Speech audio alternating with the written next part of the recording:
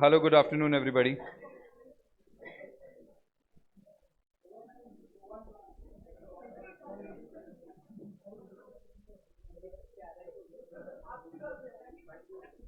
वो शायद light white चली गई थी बीच में. Okay. Same to you, sir. Oh, good afternoon का same to you. Same to you में तो गुड आफ्टरनून भी लिख देते हैं. वही तो. चलो, गुड आफ्टरनून बोल तो रही है. चलिए करें हैं. चलो, good afternoon, good afternoon. Same to you guys, same to you guys. Okay, now let's just get started with the class. चालू करते हैं अपन. Relationship of auditing and other. अरे, अकाउंट्स की क्लास नहीं हुई क्या आज? तो अकाउंट्स की क्लास में ये सब सर हटाते नहीं है क्या फिर?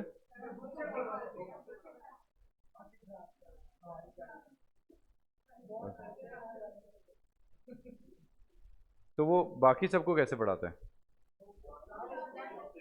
मतलब बुक सामने and then he writes. Okay, nice. I like it.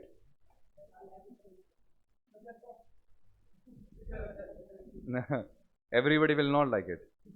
ठीक है, चलिए आप मेरी बात सुनिए.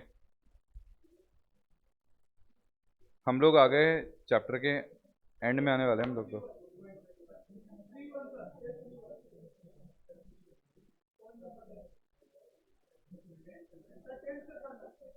Registrar to rectify the registration और ऑल्टरेशन ऑफ ऑब्जेक्ट. यहां से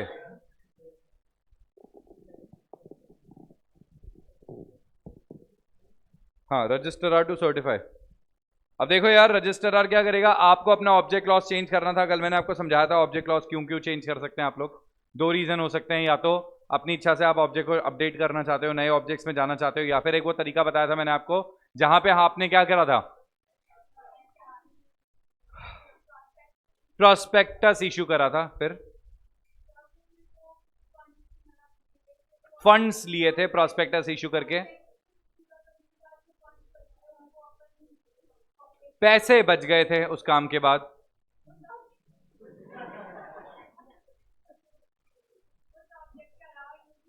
उस ऑब्जेक्ट के अलावा किसी और पर्पस में यूज करने के लिए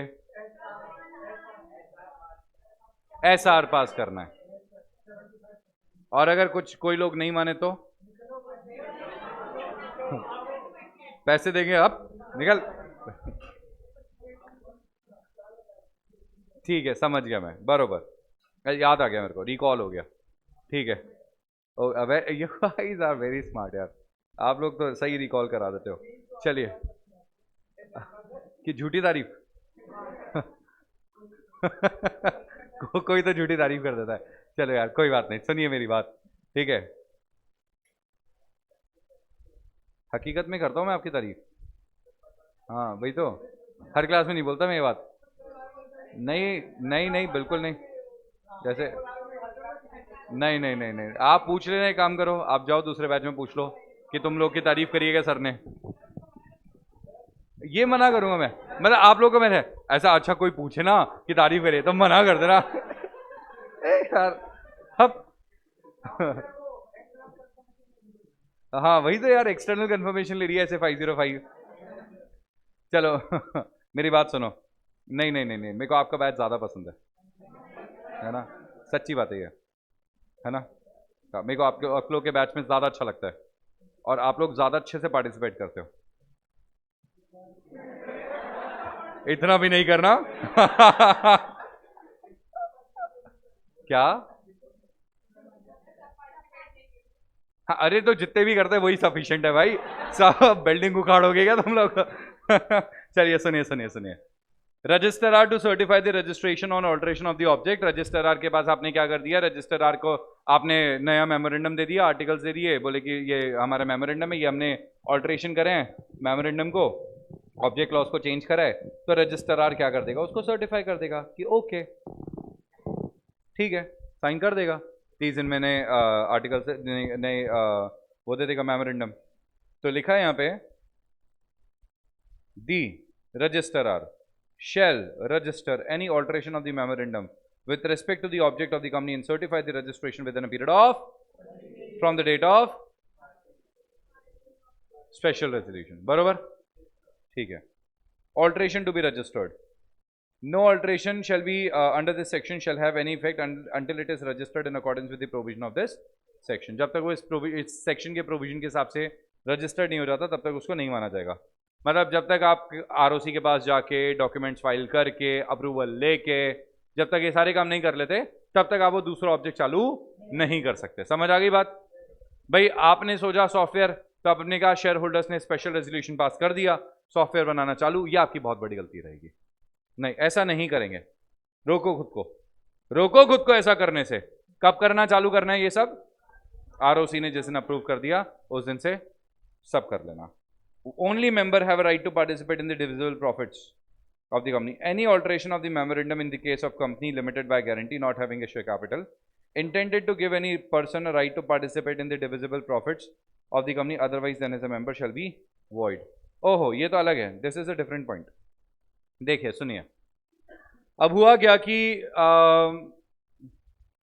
एक कंपनी है,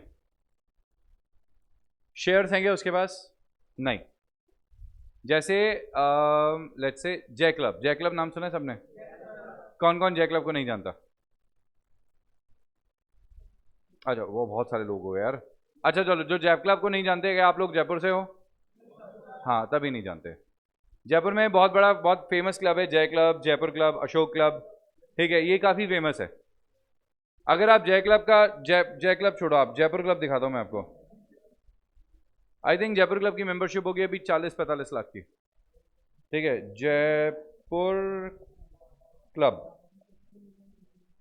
देखो जयपुर क्लब के आगे लिमिटेड लिखा हुआ आ रहा होगा, ये लिखा हुआ आ रहा है जयपुर क्लब लिमिटेड, और जयपुर क्लब नहीं है ना एनपीसी? नहीं नहीं, ये एनपीसी नहीं है। क्लब्स वगैरह एनपीसी बनाते हैं, फॉर्म करते हैं, बट ये एनपीसी नहीं है। क्लब्स वगैरह जो होते हैं ना, हाँ हाँ, इट्स ए नॉर्मल कंपनी। नहीं नहीं, क्लब के लिए सीजी से अप्रूवल नहीं चाहिए बिल्कुल भी। वो नेम्स एंड एम्बलेंस एक्ट के अंदर बिल्कुल भी प्रोहिबिटेड नहीं है। क्लब तो आप बना सकते हो। अरे बाबा, आप समझ नहीं रहे, सुनो मेरी बात, मैं बताता हूँ। देखिए ये जयपुर क्लब है, दिस इज जयपुर क्लब, है ना।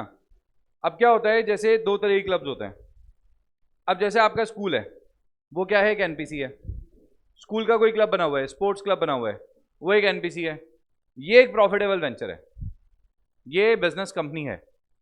जैसे कि आप लोगों ने अगर दैनिक भास्कर का ऑफिस देखा है, विद्याश्रम स्कूल, विद्याश्रम स्कूल के सामने या दैनिक भास्कर के ऑफिस के बगल में एक आरएएस क्लब है, आरएएस क्लब।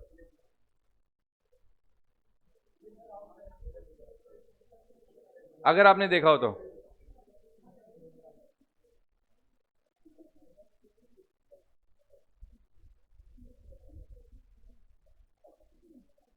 ये देख लो, ये आरएएस क्लब है।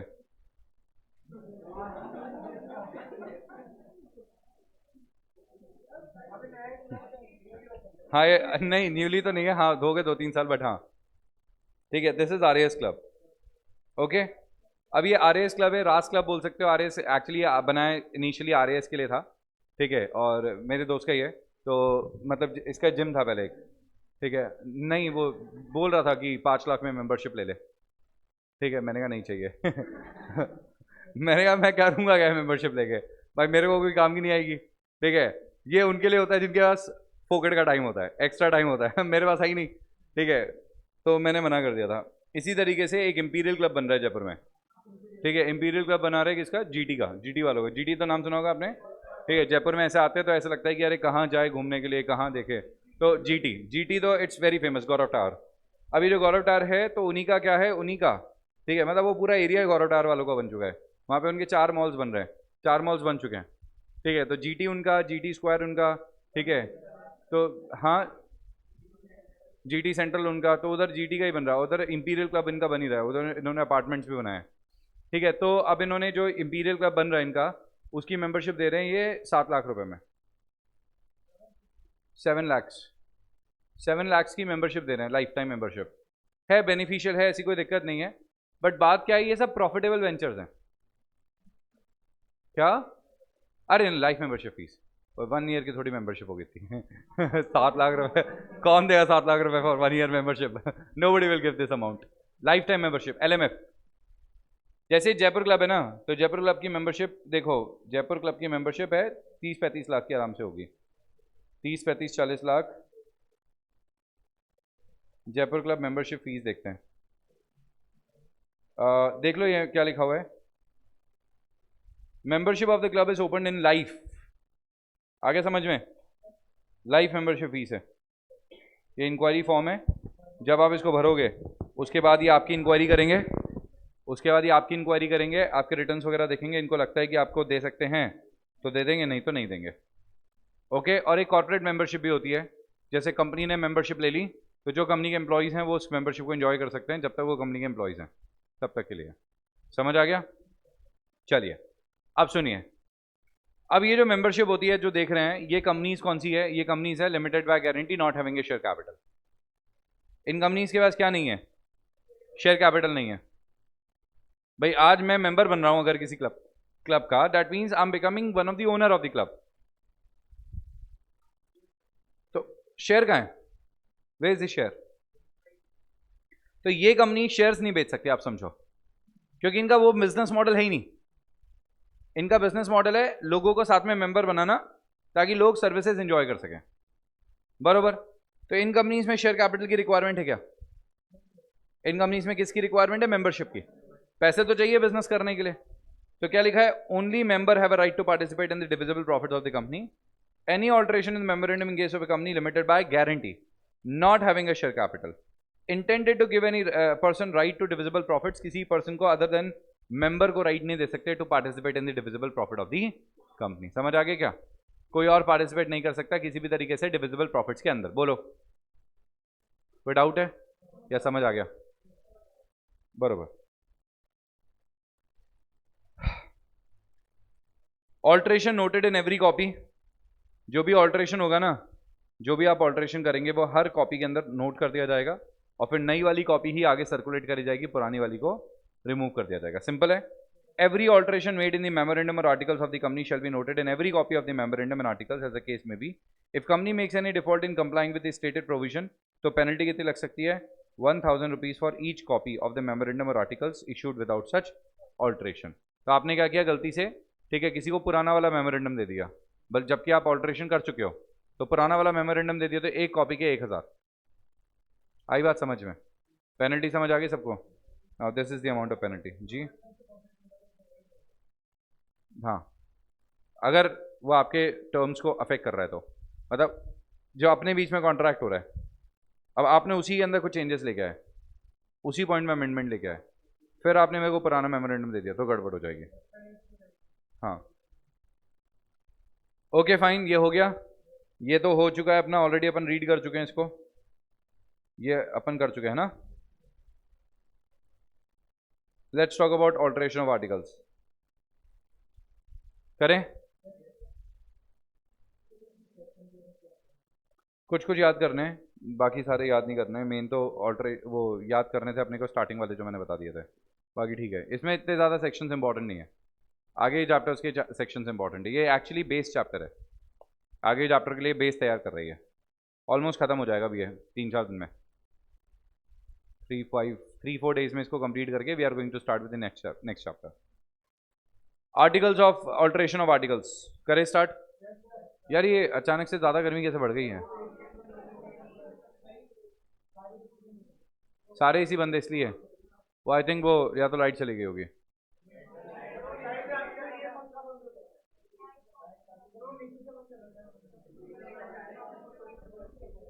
अरे नहीं यार, ऐसा कुछ होता ही नहीं है। चलिए कोई बात नहीं, सुनिए। ऑल्टरेशन ऑफ आर्टिकल्स, आर्टिकल्स को ऑल्टरेशन कर रहे हैं, बड़ा आसान है आर्टिकल्स को ऑल्टर करना। किसको ऑल्टर करना? आर्टिकल्स को ऑल्टर करने के लिए फालतू की माथापड़ी करने की जरूरत ही नहीं है आपको। आपको सिंपली क्या करना है? मीटिंग बुलानी है, मीटिंग के अंदर ऐसा एसआर स्पेशल रेजोल्यूशन पास करना है। आर्टिकल्स के ऑल्टरेशन के लिए आपको मीटिंग के अंदर क्या पास करना पड़ेगा? Special resolution. Simple. Special resolution pass करके आप यहां पे कंपनी के आर्टिकल्स को ऑल्टर कर सकते हैं। मगर अगर आप कंपनी को ऑल्टर करना चाहते हैं, कंपनी के मेमोरेंड आर्टिकल्स को इस तरीके से ऑल्टर करना चाहते हैं कि उसके अंदर आर्टिकल्स के अंदर जो रिस्ट्रिक्टिव क्लॉजेज हैं, आर्टिकल्स के अंदर जो क्या है रिस्ट्रिक्टिव क्लॉजेज हैं, किस चीज के रिस्ट्रिक्टिव क्लॉजेज हैं? जो आर्टिकल्स के अंदर रिस्ट्रिक्टिव क्लॉजेज हैं प्राइवेट कंपनी के, एक प्राइवेट कंपनी के अंदर जो शेयर ट्रांसफर करने से रिलेटेड ना रिस्ट्रिक्टिव प्रोविजंस होते हैं। क्या रिस्ट्रिक्शंस होते हैं? कि 200 से ज्यादा मेंबर नहीं हो सकते, ठीक है, और जो मेंबर हैं वो फ्रीली ट्रांसफर नहीं कर सकते शेयर्स को। अब ये रेस्ट्रिक्शंस जो हैं आप रिमूव करना चाहते हो, मतलब इन शॉर्ट आप एक प्राइवेट कंपनी को पब्लिक में कन्वर्ट करना चाहते हो। समझ आ रहा है आपको जो मैंने आपको बताया?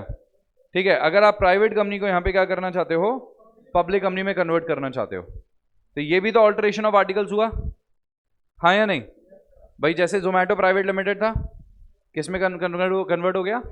जोमैटो लिमिटेड में। तो प्राइवेट से सीधे किस में कन्वर्ट हो गया? पब्लिक में।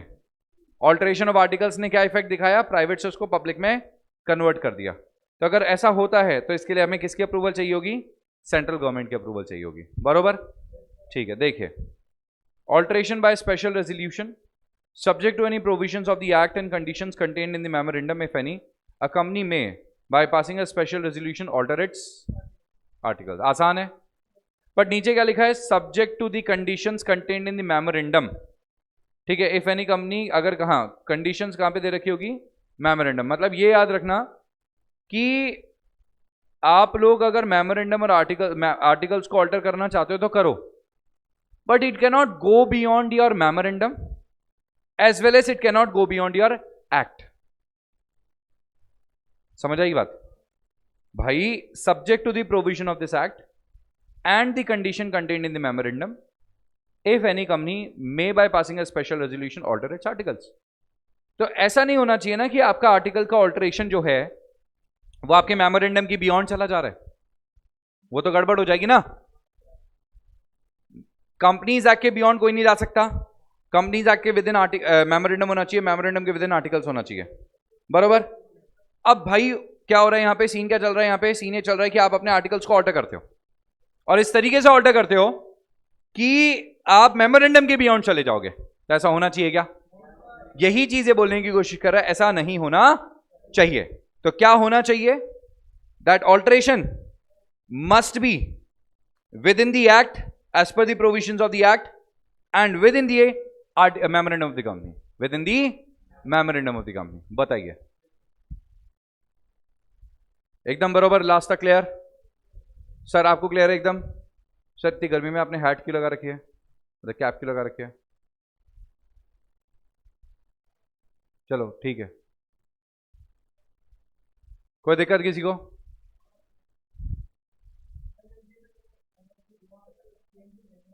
अरे नहीं बाबा, जा ही नहीं सकता, वॉइड हो जाएगा। हाँ, alteration to include conversion of companies, alteration to include conversion of companies. अरे सुनाई नहीं दिया क्या? Alteration to include conversion of companies, ठीक है। हाँ, सब माता रानी आ जाती है कभी कभी।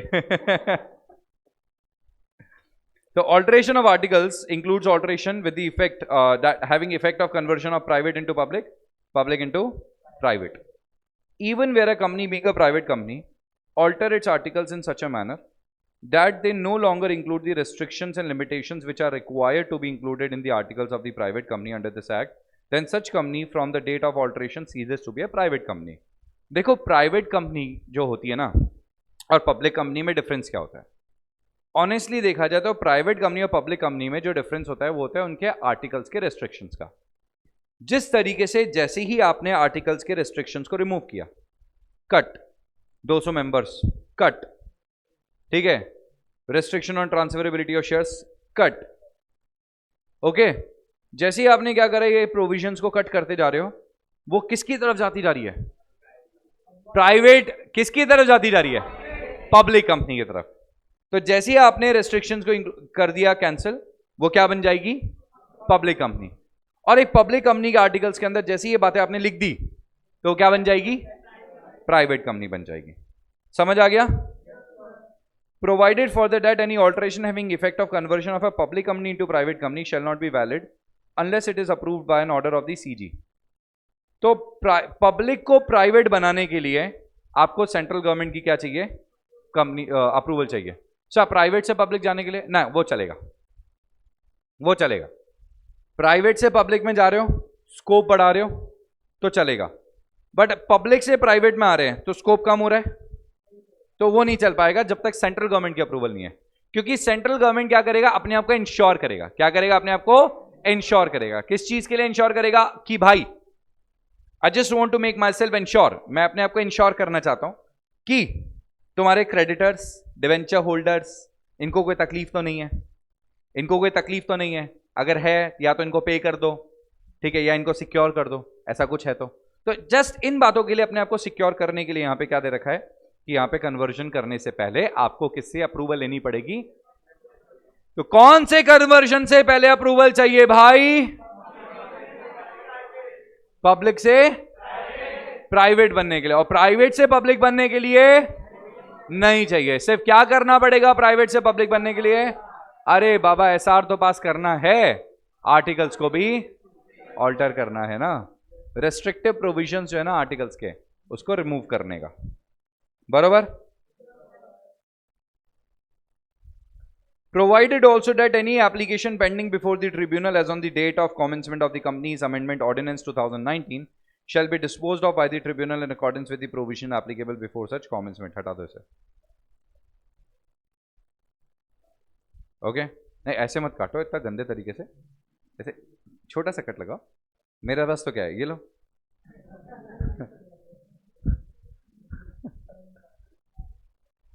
ठीक है, मतलब ये ठीक है। नहीं वो ज्यादा हो गया था एक्चुअली, वो ऐसा लग रहा था स्टार हो गया। चलिए अब आगे देखते हैं। Filing of alteration with the registrar. Every alteration in the articles and a copy of the order of the central government approving the alteration shall be filed with the registrar। तो registrar के पास जाएंगे, registrar को बोलते हैं ये लीजिए SR की copy, public private company से क्या बना रहे हैं, वो पब्लिक से प्राइवेट बनाना चाहते हैं, और उसे बोलता है रजिस्ट्रेशन नहीं करूंगा मैं। हमने कहा क्यों नहीं करेगा? बोले इसके लिए सेंट्रल गवर्नमेंट की अप्रूवल चाहिए। ओहो ये लो। और नहीं था क्या तुम? हालांकि तुम्हें लग रहा है क्या तुम्हें, हम भी होशियार है भाई, ऐसा नहीं है, हम पढ़ के आए हैं। Together with the printed copy of the altered articles. बोले मैं अभी भी नहीं कर सकता। बोले क्यों? बोले आर्टिकल्स की कॉपी लेके आए तुम, ये लो ऑल्टर्ड आर्टिकल्स की copy with in a period of 15 days। बोले अभी भी नहीं कर सकता। बोले क्यों? बोले 15 दिन। बोले देख लो, टाइम ला लो, 15 दिन के अंदर अंदर आए हैं, ठीक है, शैल रजिस्टर दी सेम। आ गया समझ में? हाँ अब कर दूंगा मैं, अब तो कुछ ऑप्शन ही नहीं बचा। वो एक्चुअली पैसे खाने के लिए बोल रहा था। अपन तो देने वाले हैं, अपन चार्टर्ड अकाउंट, अपन पैसा खिला दे भाई, ठीक है, ऐसे कैसे भाई नहीं दे रहे पैसा? समझ आ गया क्या? यस और no? Very good. Any alteration shall be made shall be valid। Any alteration of the articles registered as above shall subject to the provision shall be valid if it is originally contained in the articles। मतलब ये बोल रहा है कि जो भी आपने alteration किया है ना, वो एकदम ऐसा लगेगा जैसे नए आर्टिकल्स हैं, यही थे, यही नए हैं, यही पुराने हैं, ऐसा लगेगा।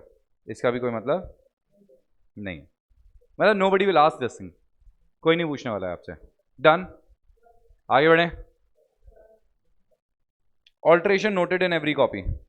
Every alteration made in the articles shall be noted in every copy of the articles, and if any company makes default in complying with the provisions, the company and every officer on default shall be liable to a penalty of 1000 rupees।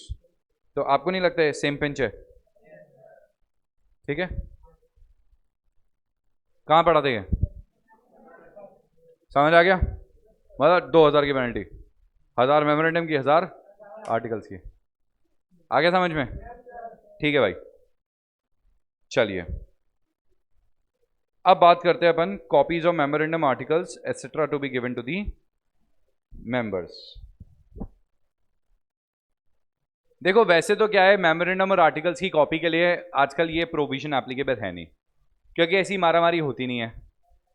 Online देख लो ना यार, हम कोई नहीं है, हम लोग ने फिर भी कंपनी के वेबसाइट से जाके डाउनलोड करके देख लिया। समझ रहे हो भाई, तुम तो मेंबर हो, तुम्हें तो पता है वेबसाइट पे होगा। चलो फिर भी नहीं है वेबसाइट पे तो कोई बात नहीं, तुम कंपनी में जाओ, कंपनी के अंदर जाके तुम इसको इंस्पेक्ट कर सकते हो। क्या कर सकते हो? इंस्पेक्ट कर सकते हो। That is okay, inspection allowed है फ्री ऑफ कॉस्ट। मगर तुम्हें तो कॉपी चाहिए मेमोरेंडम और आर्टिकल्स की। You want a copy of memorandum and articles, आपको तो कॉपी चाहिए मेमोरेंडम एंड आर्टिकल्स की। समझ रहे हो? आपको तो कॉपी चाहिए मेमोरेंडम एंड आर्टिकल्स की। तो आप गए, कंपनी को बोला कि भाई मेरे को कॉपी चाहिए। कंपनी बोलती है ठीक है सर, विद इन 7 डेज आपको भिजवा देंगे कॉपी। कितने दिन में? 7 डेज में भिजवा देंगे। बट कंपनी ने डिफॉल्ट कर दिया, 7 डेज में नहीं भिजवाया। तो कंपनी को 7 दिन के अंदर अंदर मेमोरेंडम और आर्टिकल्स की कॉपी जिस भी मेंबर ने डिमांड करी है उसके पास भिजवानी पड़ेगी। And if company makes a default in this, so यहां पे उसके ऊपर लग जाएगी पेनल्टी। समझ गए? तो देखिए जरा, according to section 17, every company being so requested by member shall send a copy of following documents within a period of the request on the payment of fees. Company बोलती पैसे लगेंगे, हमने कहा ले लो। कितने रुपए लगेंगे? बोले 10 रुपए एक पेज के। बोले तुमने सही फोटो स्टार्ट की दुकान खोल रखी है यार, बाकी फोटो स्टार्ट वाले 2 रुपए ले रहे हो, तुम 10 रुपए ले रहे हो। ठीक है, मैंने कहा अच्छा चलो एक बात बता, आधा पेज हुआ तो 10 रुपए लगेंगे ऐसे। अच्छा चलो दे दो और नहीं तो क्या, 20 पेज चाहिए? हाँ, और नहीं तो क्या। नहीं बट वो अपन ऐसे तो मेल पे भी ले सकते हैं ना, आप ऑनलाइन भी ले सकते हैं। ठीक है, वो तो हार्ड कॉपी नहीं, आपने को तो चाहिए हार्ड कॉपी कंपनी से। हाँ ये भी तो है। समझ आ गया? ठीक है। मेमोरेंडम, आर्टिकल्स और every agreement and every resolution passed under section 117, जो कंपनी ने मीटिंग बुला के रेजोल्यूशन पास करे ना, if so and in so far as they not have been embodied in the memorandum and articles। इसका मतलब होता है कि अगर आपने कोई रेजोल्यूशन पास करा, let's say to alter object clause, object clause को ऑल्टर करने के लिए आपने, ठीक है, क्या करा? मेमोरेंडम, आपने ऑब्जेक्ट क्लॉज को ऑल्टर करने के लिए रेजोल्यूशन पास करा। अभी तक उसकी नई कॉपी आई नहीं है मेमोरेंडम की, तो मेमोरेंडम की पुरानी कॉपी, आर्टिकल्स की पुरानी कॉपी, और साथ में जो अग्रीमेंट हुआ है रेजोल्यूशन पास करा उसकी कॉपी। समझ रहे हो? मतलब जैसे पुरानी बुक आपको मिल गई और साथ में अमेंडमेंट की शीट मिल गई, तो ये वैसे अमेंडमेंट की शीट हो गई, तो वो वैलिड है। समझ आ गया? तो लोगों को हम लोग क्या कर सकते हैं, जो हमने मीटिंग के अंदर रेजोल्यूशन पास करा, अग्रीमेंट करा, उसकी कॉपी भी भिजवा सकते हैं। बोलो समझ आ गया क्या? तो आप उसकी डिमांड कर सकते हो। पैसे कितने लगेंगे? 10 रुपये। वैसे तो इतने लगते हैं बट ठीक है। In case of default the company and every officer who is in default shall be liable to a penalty of 1000 rupees for each day, से लेकर 1 लाख रुपए तक की पेनल्टी लग सकती है। 1000 रुपये पर डे की पेनल्टी लगेगी आपके ऊपर, 10 रुपये बचाने के चक्कर में 1000 रुपये पर डे। बोलो यार क्या कर सकते हैं? तो ऐसे कंपनीज एक्ट ने बोल दिया भाई छोटी से छोटी सजा है 1000 रुपये की। ऐसे नहीं है, आजकल पुलिस वाले बड़े वो हो गए, आप देखो। ठीक है, आप कोई भी रेड लाइट वगैरह तोड़ के देखो एक बार। हाँ भाई, उनकी डिमांडें बढ़ गई। पहले 50-100 रुपये में मान जाते थे, अभी क्या है 200 रुपये से कम में मानते नहीं है। अभी रिसेंटली मैं बाहर था, ठीक है, शिमला, हमने ले ली गलत रोड पे, गलत रोड पे गाड़ी ले ली। वो गलत रोड कौन सी थी? जहाँ पे सारे के सारे जो जजेस रहते हैं, ठीक है, और सारे के सारे वो वकील रहते हैं बड़े, और वहीं पे रहता है सीएम। अब वो सारे रास्ते उन्होंने वैसे तो बंद कर रखे थे, वहाँ पे बाहर पुलिस खड़ी थी। अब गूगल मैप्स की गलती है ये, चला के नहीं लिया हम लोगों ने। गूगल मैप्स हमें रास्ता दिखाया जा रहा है, तो हम तो क्या है, हमें थोड़ा पता है, शिमला हमारा घर थोड़ी है कि तो गूगल मैप जो रास्ते दिखाएगा हम उस रास्ते चल दिए। अब वो रास्ते चल दिए तो गूगल मैप दिखा रहे इस रास्ते चले जाओ, इस रास्ते पुलिस खड़ी है, तो उन्होंने कहा नहीं नीचे से जाओ। फिर हम लोग नीचे से गए, फिर 2 रास्ते कट रहे हैं, ठीक है, मॉल रोड जाना था, गूगल मैप बोलते हैं यहाँ से चले जाओ, फिर वहां पुलिस खड़ी है, फिर हम नीचे से चले गए दूसरे रास्ते से। ठीक है, दो रास्ते निकल रहे थे ना, तो हमने दूसरा रास्ता ले लिया, फिर आगे गए, फिर सेम वे, फिर आगे गए, फिर सेम वे। फिर एक जगह क्या हुआ, गूगल मैप बोलता है ऊपर से जाना है, और वहां पे पुलिस भी नहीं खड़ी थी, कुछ नहीं था, कोई दिक्कत नहीं थी। तो फिर हमने क्या किया, गाड़ी वहां ले ली। गाड़ी वाले, हम लोग को लगा बस आ ही गए, और एक्चुअली वहां से 200 मीटर दूर था। ठीक है, तो हम लोग पहुंच गए। तो फिर हम लोगों को एक ऐसे झरना दिखा, फिर हम लोगों ने फोटो वोटो खिंचवाई। ठीक है, तो फिर वहां से लोग निकल के आ रहे थे कि बोले सर यहाँ से चले जाओ, सर पुलिस चालान लगा देगी। बोले ये रास्ता रेस्ट्रिक्टेड एरिया है। मैंने कहा ओ, गाड़ी घुमा रहा हूँ मैं अरे सुनो तो सही, नहीं मैं जेन्युइनली गाड़ी घुमाने लग गया था, और जैसे ही मैंने जेन्युइनली गाड़ी घुमाई तब तक पुलिस वाला पीछे से भागता भागता आ गया। ठीक है, बोले sir sir sir sir sir, अब रोक लिया उसने हमें। ठीक है, मैंने कहा sir genuine mistake of fact है सर, हमें थोड़ी पता था, अब ये देख लीजिए गूगल मैप्स। ठीक है, तो पुलिस वाला वाज लाइक, बोले मैं आपसे पैसा ले लेता हूं, आप गूगल से मांग लेना। मैंने कहा अरे ये क्या बात है। ठीक है, मैंने कहा समझो तो सही। ठीक है, मैंने कहा एक काम करो, मैंने कहा अच्छा सुनो तो सही, बोले क्या क्या क्या दिक्कत है, मैंने दिक्कत बताओ। बोले नहीं यहाँ पे बड़े बड़े जजेस और एडवोकेट। मैंने कहा मैं भी एडवोकेट है। मैंने कहा अरे मैं भी एडवोकेट है। फिर बोले अरे एडवोकेट साहब आपको तो पता ही होगा यहाँ तो पेनल्टी लगेगी।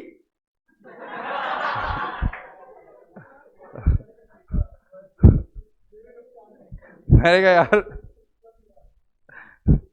फिर क्या करा उसने, फोटो ले ली गाड़ी की, ऑनलाइन चालान बना दिया, तक जमा नहीं करा मैंने। ठीक है, अब बाद में कराएंगे, मतलब ऐसे 1500 का चालान बना दिया। लुक एट दिस, हमने ऑफर किया 500 ले लो, नहीं मैं क्या करे यार, ऑनलाइन चालान बना दिया ना, सरकार के थोड़ी वो करते रहेंगे, we can not go against government. ठीक है, मैंने कहा मैं 200 से चालू किया मैंने। वो 1500 से 1 रुपए कम नहीं बोल रहा। फिर वो बोलता है कि यार सर कैमरे चल रहे हैं यहाँ पे, इस कैमरे में सब आ गया सर, नहीं तो सर मैं तो क्या, मैं तो चालान ही नहीं लगा था। मैंने कहा चल झूठे। बट यार वो कैमरों की वजह से फंस गया मैं। और बोलता है कैमरे दिल्ली से ऑपरेट होते हैं,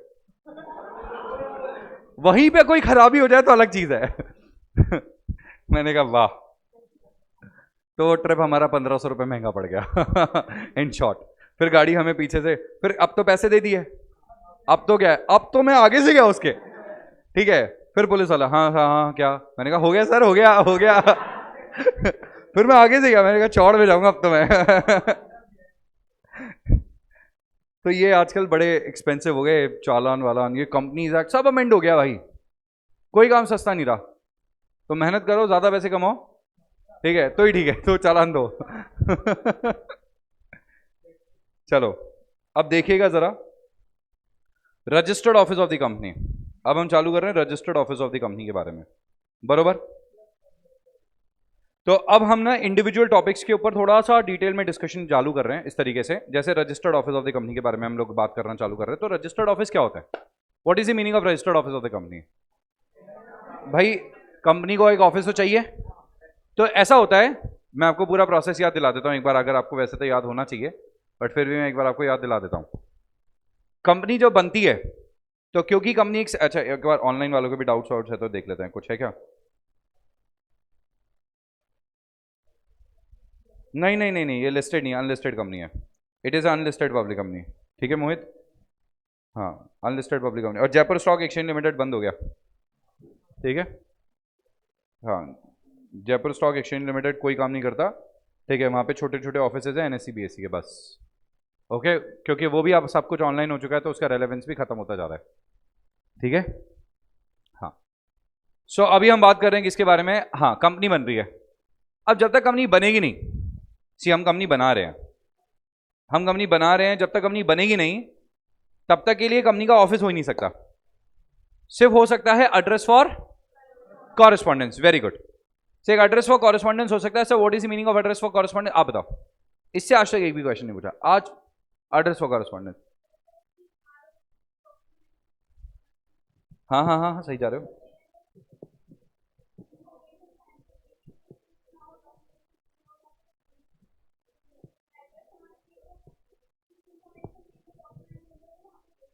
बरोबर, ठीक है। और आपके पास एक रजिस्टर्ड ऑफिस होना चाहिए कितने दिन में, 30 डेज में, याद आ गया ना सबको। तो कंपनी को क्या करना पड़ेगा, एक्चुअली कंपनी को 15 दिन में एक ऑफिस चाहिए खुद का, within a period of 50 days, 15 days from the date of incorporation of the company, company must have a registered office and company must tell this thing to the ROC within a period of 30 days. मतलब भाई तू 15 दिन में office ढूंढ ले, क्योंकि तू company बन चुका है तो तुम अपने एक नाम पे रजिस्ट्रेशन करवा सकते हो। सर वही एड्रेस रखना है जो एड्रेस फॉर कॉरेस्पॉन्डेंस में भेजा था, तो वो कंपनी के नाम करो ना यार। रेंट अग्रीमेंट है तो रेंट अग्रीमेंट कंपनी के नाम करो। और सर नहीं सर पिताश्री की प्रॉपर्टी है, अरे तो भाई उनसे एनओसी लेके आओ ना यार, ऐसे काम थोड़ी चलेगा। नो ऑब्जेक्शन सर्टिफिकेट चाहिए अपने को इसके लिए। तो वो सर्टिफिकेट से अपने को क्या करना पड़ेगा, कंपनी का ऑफिस दिखाना पड़ेगा कि दिस इज कंपनीज ऑफिस, ये कंपनी का ऑफिस है। और वो 15 दिन में काम कंप्लीट करके 30 डेज में इन्फॉर्म करना है किसको, आरओसी को। तो company must have a registered office within a period of अब 15 days and they should inform to ROC within a period of 30 days. Okay, अब कंपनी के पास क्या सीन है, कंपनी का सीन ये है कि भाई कंपनी जैसे रजिस्टर्ड ऑफिस हो गया, तो कंपनी का अपने नाम के आगे, अपने जो ऑफिस के बाहर, या तो एनग्रेव्ड करवाना पड़ेगा अपना नाम, या पेंट करवाना पड़ेगा अपना नाम, या फिर फ्लेक्स वगैरह करके चिपका दो। ठीक है, तो कंपनी का नाम उसके बाहर लिखा होना जरूरी है, और जीएसटी में रजिस्टर्ड है तो जीएसटी नंबर भी लिखा होना जरूरी है, बट उसके लिए कंपनी से कुछ नहीं बोलता। ठीक है, अब सुनो, उसके अलावा बोलता है कि कंपनी अब जितने भी अपने लेटर हेड बनाएगी, जितने भी अपने डॉक्यूमेंट्स प्रिपेयर करेगी, जो भी कंपनी के बिल्स ऑफ एक्सचेंज बनाए जाएंगे, ठीक है, सबके अंदर क्या आ जाना चाहिए, कंपनी का नाम आ जाना चाहिए। तो कंपनी का नाम, कंपनी का एड्रेस, कंपनी का, ठीक है, phone number, fax number, email ID, ठीक है, सारी की सारी चीजें कंपनी को अपने क्या करनी पड़ेगी, अपने लेटर हेड और जितने भी डॉक्यूमेंट्स बनेंगे उसके अंदर इंक्लूड करनी पड़ेगी। बोलो समझ आया कि नहीं आया? पक्का। और 30 दिन में वेरिफिकेशन भी करवाना पड़ता है ऑफिस का। अब ये वेरिफिकेशन कैसे होता है, वेरिफिकेशन लाइक, ठीक है, बाहर बोर्ड लगवा दिया, फोटो खींची, ठीक है, ऑनलाइन अपलोड कर दी, आरओसी को दे दिया कि देखो सीआर न्यू ऑफिस, ठीक है लाइक करना, ठीक है, समझ आ गया। और आपको जो डिटेल्स है वो भी देनी पड़ेगी, एनओसी बताया था ना अभी मैंने, अरे रेंट अग्रीमेंट बताया था मैंने अभी आपको, बस वो सब भेजना पड़ेगा। समझ आ गया? हो गया? चलो फटाफट से इसको रीड आउट कर लेते हैं, हो चुका है complete. A company is consider to be a, क्या मानोगे कंपनी को, एक सेपरेट लीगल एंटिटी। अरे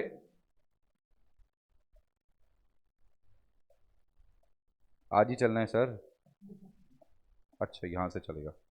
तो company is consider to be a separate legal entity from its members. Once company gets incorporated, it is required to maintain a registered office. एक office तो होना चाहिए ना, कंपनी तो आर्टिफिशियल पर्सन है, इंसान को तो फिर भी बुला सकते हैं, कंपनी से मिलने कहाँ जाएंगे? ठीक है, इसलिए this is a physical office where corporation will receive service of legal documents from the ROC in case of law suit, case वेस यहीं पे आएंगे, ठीक है, नोटिस वगैरह यहीं आएंगे। The address can not be a post office box, ठीक है, but must be a physical location where someone is present to receive the service of legal documents during normal business hours.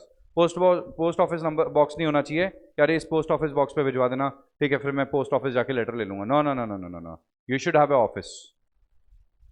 ठीक है, it should be different from head office और corporate office. Head office अलग होता है, corporate office अलग होता है, वो तुम अलग रख लो, उसकी कोई दिक्कत नहीं है। लेट्स से अपन अपनी प्राइवेट कंपनी है, एमसीसी से प्राइवेट कंपनी, तो अपन ने क्या किया, अपन ने ना मान लो विद्यार्थी नगर वाला जो ऑफिस है उसको रजिस्टर्ड करा दिया, और ये वाला जो है ये रजिस्टर्ड नहीं करवाया, but this is the head office, यही है ना हेड ऑफिस, बस वही बात है। हाँ, section 12 of the companies act 2013 seeks to provide for the registered office of the company for the communication and servicing of necessary documents, notices and letters. तो जो भी नोटिसेज लेटर जाएंगे वो सब यहीं जाएंगे। The domicile and the nationality of the company is determined by the place of its registered office. ठीक है, तो कंपनी का डोमिसाइल मतलब एड्रेस, कंपनी की नेशनैलिटी किससे डिसाइड होगी, रजिस्टर्ड ऑफिस है।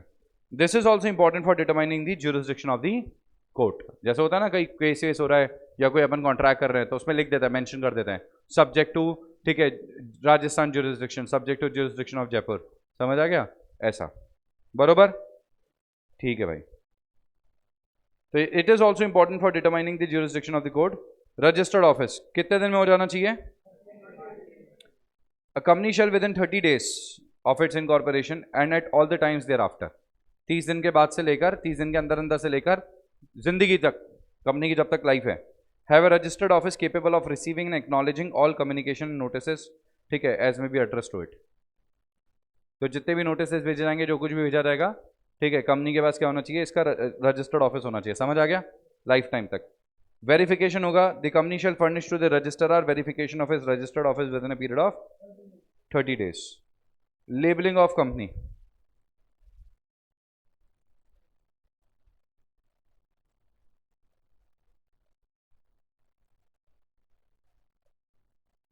पेंट और एफिक्स इट्स नेम। समझ आ गया?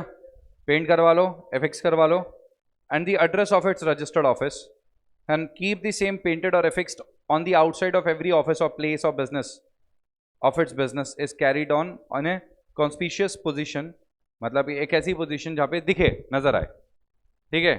जैसे अगर आप जैसे यहाँ पे एंटर करते हो, इस गली में एंटर करते हो तो दूर से दिख जाता है एमसीसी, दिखाओ दिख जाता है, तो कॉन्स्पिशियस पोजीशन है, यहाँ पे सबको नजर आ जाएगा। ऐसे नहीं होना चाहिए कि एकदम बस यहीं पे लिख दिया मित्तल कॉमर्स क्लासेस, ठीक है। अब कोई कैसे पता चलेगा, कोई एंटर आ रहा है, क्लास के अंदर एंटर हो, थर्ड फ्लोर पे आए, रूम नंबर 31 में एंटर हो, उसके बाद ओ माई गॉड ये है क्या नाम ऐसा नहीं होना चाहिए, ठीक है, समझ आ गया, ठीक है। इन लेजिबल लेटर्स में होना चाहिए, ठीक है, मतलब जो नहीं विजिबल नहीं, understandable, readable, better to call it readable, ठीक है। कंपनी का नाम क्या है, कंपनी का नाम ये, वाह व्हाट अ नेम, कचरा क्या ये भाई, हमें तो समझ नहीं आ रही यार, ठीक है, तो ये नहीं होना चाहिए, ठीक है। And if the characters employed are not of the language in general use of the locality, ठीक है। अब जैसे कंपनी कोई चाइनीज कंपनी है, ठीक है, चाइनीज में लेटर्स में नाम लिखा हुआ है, नॉर्थ कोरियन है, कोरियन लेटर्स में नाम लिखा हुआ है, फिर then also in the characters of the language जो यहाँ पे चलती है, तो आप अपने चाइनीज लैंग्वेज में नाम लिख दो, उसके बाद इंग्लिश में भी लिख देना, और यहाँ पे क्या चलती है, इंग्लिश या हिंदी जो भी चलती है उसमें अपना नाम लिख देना, समझ आ गया। Have it's name engraved in legible characters on it's seal, जो कंपनी की सील बन रही है, स्टैम्प बनता है, ठीक है, कंपनी की कॉमन सील बनेगी, उसमें एनग्रेव्ड हो जाएंगे, ठीक है। Get its name, address, registered office and corporate identity number along with the telephone number, fax number और जो भी ईमेल आईडी है, email and website address if any, printed on all its business letters, bill heads, letter papers and all notices and other official publications, जो कुछ भी जाएगा हर जगह क्या हो जाएगा, हर जगह ये सब होना जरूरी है, बरोबर। have its name printed on hundies, promissory note, bills of exchange and other documents, सब बता दिया था पहले, कोई डाउट, कोई दिक्कत, कोई तकलीफ किसी को, हाय गर्मी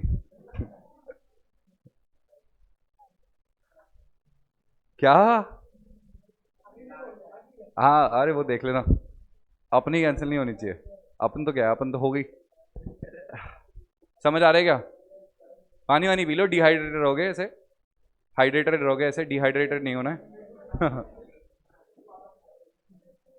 पानी वानी ले लो थोड़ा सा, अब पता लगे बैठे बैठे चक्कर खा के गिर गए, ठीक है सर हाँ नहीं, ठीक है ठीक है, डन, ओके।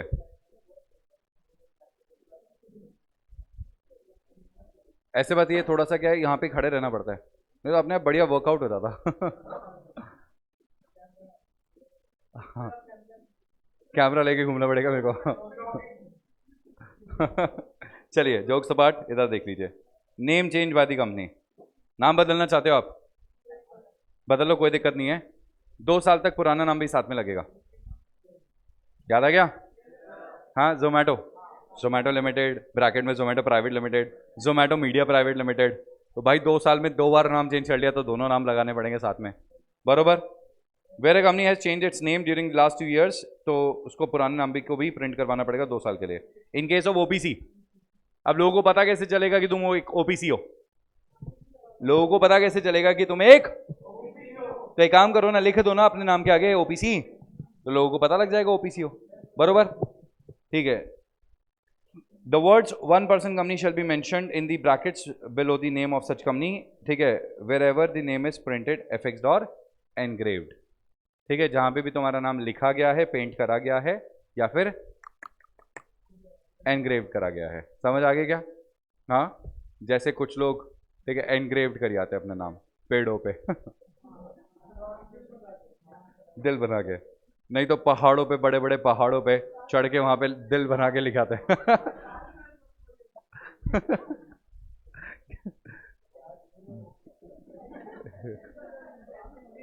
ए फालतू बातें नहीं,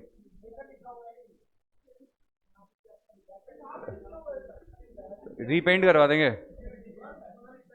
मैं पहाड़ों पे थोड़ी लिख सकता है चलो देखा होगा ना आप लोगों ने पहाड़ों पे, ठीक है, वहीं जाते आशिक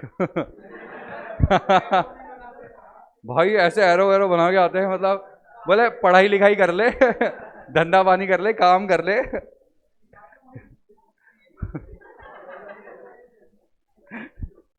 चलो चलो सुनो। हाँ जी,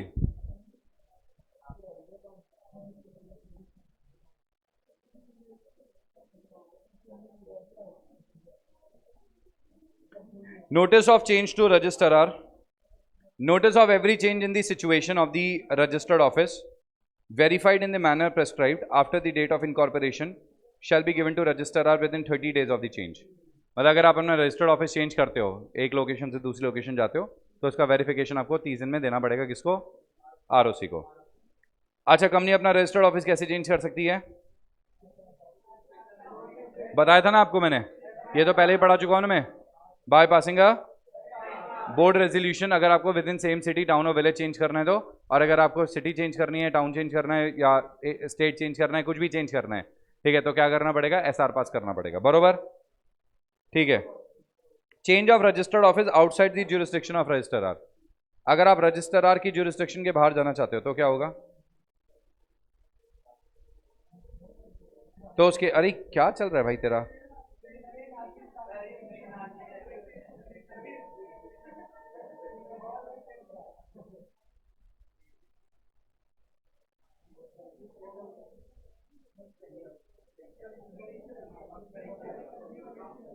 चेंज ऑफ, ये हो गया। अच्छा, चेंज ऑफ रजिस्टर्ड ऑफिस, अगर सुनो, अगर आप एक स्टेट से दूसरी स्टेट पे जा रहे हो तो क्या करेंगे?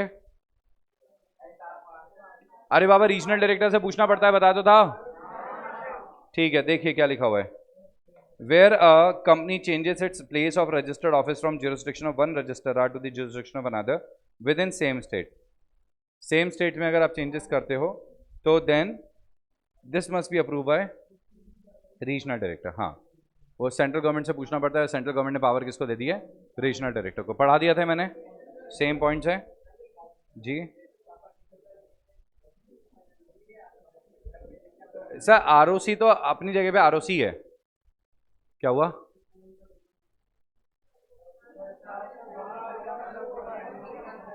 एंड ही कर देते हैं बस यहीं पे, ठीक है, यहीं तक लाके एंड कर देते हैं। हाँ, अरे नहीं नहीं, सारे नहीं, इतना क्या क्या। रिटर्न एप्लीकेशन दे दो।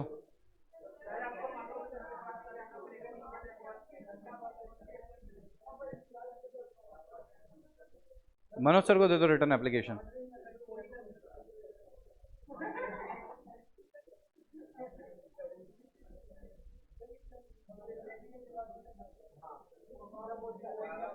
ये है यार, इसलिए आप समझ रहे हो, ये लेवल पे है, ही इज एट पोजिशन। अच्छा चलो, समझ आ गया क्या? ठीक है फिर। सर एनग्रेव्ड मीन्स ऐसे खुदा हुआ, गुदा हुआ बोलते ना जिसको, समझ गए क्या? अरे जैसे स्टैंप होता है ना, वो स्टैंप का क्या, वो सील होती है, ठीक है, स्टैंप पैड होता है, तो उसके ऊपर वो वैसे वाला स्टैंप। डन, ठीक है। क्लास वाइंड अप करते हैं आज की, ठीक है। Okay, thank you so much.